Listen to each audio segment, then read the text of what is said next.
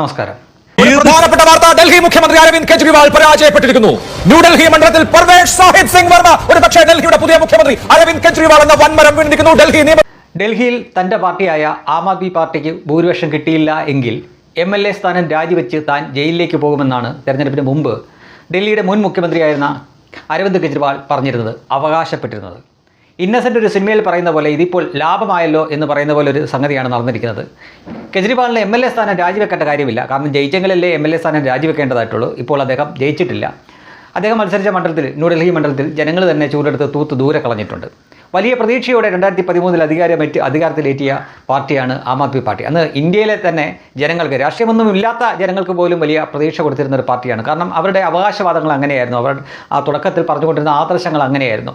ലോക്പാൽ എന്നും അതേപോലെ തന്നെ അഴിമതി വിരുദ്ധ പാർട്ടി എന്നൊക്കെ പറഞ്ഞുകൊണ്ട് വന്ന അവർ, എന്നാൽ തുടർച്ചയായിട്ട് ഭരണം കിട്ടിയപ്പോൾ ആ പാർട്ടി തന്നെ അഴിമതിയിൽ മുങ്ങിക്കുളിക്കുന്ന കാഴ്ച കണ്ട് ഒടുവിൽ സഹികെട്ട ജനങ്ങൾ തന്നെ ഡൽഹിയിൽ നിന്ന് ആ ഭരണത്തിൽ നിന്ന് പിടിച്ച് ദൂരെ കളയുന്ന കാഴ്ചയാണ് കാണുന്നത്. എത്രയൊക്കെ എന്ന് പറഞ്ഞാലും കുറച്ച് സൗജന്യങ്ങൾ കൊടുക്കുകയും അല്ലെങ്കിൽ ആരെങ്കിലുമൊക്കെ പ്രീണിപ്പിച്ചാലും സ്ഥിരമായിട്ട് അധികാരത്തിലിരിക്കാൻ ആർക്കും പറ്റില്ല എന്നതിൻ്റെ വ്യക്തമായ തെളിവ് കൂടിയാണ് ഡൽഹിയിൽ നിന്ന് വന്ന ഈ തെരഞ്ഞെടുപ്പ് ഫലം. എന്തായാലും ഈ തെരഞ്ഞെടുപ്പ് ഫലത്തിൽ പ്രതിപക്ഷ നേതാവും ആസ്ഥാന വാഴയുമായ അല്ലെങ്കിൽ മണ്ട പോയ തെങ്ങായ രാഹുൽ ഗാന്ധിക്ക് എന്തൊക്കെയോ പറയാനുണ്ടെന്ന് തോന്നുന്നു. അദ്ദേഹം പറയുന്നത് എന്താണ് എന്നുകൂടി ഒന്ന് കേൾക്കാം. ഖത്തം, bye bye, tata, goodbye, ഗയാ. അദ്ദേഹം ഇത്രയും പറഞ്ഞ സ്ഥിതിക്ക് നരേന്ദ്രമോദിക്കും എന്തെങ്കിലുമൊക്കെ പറയാൻ കാണുമല്ലോ.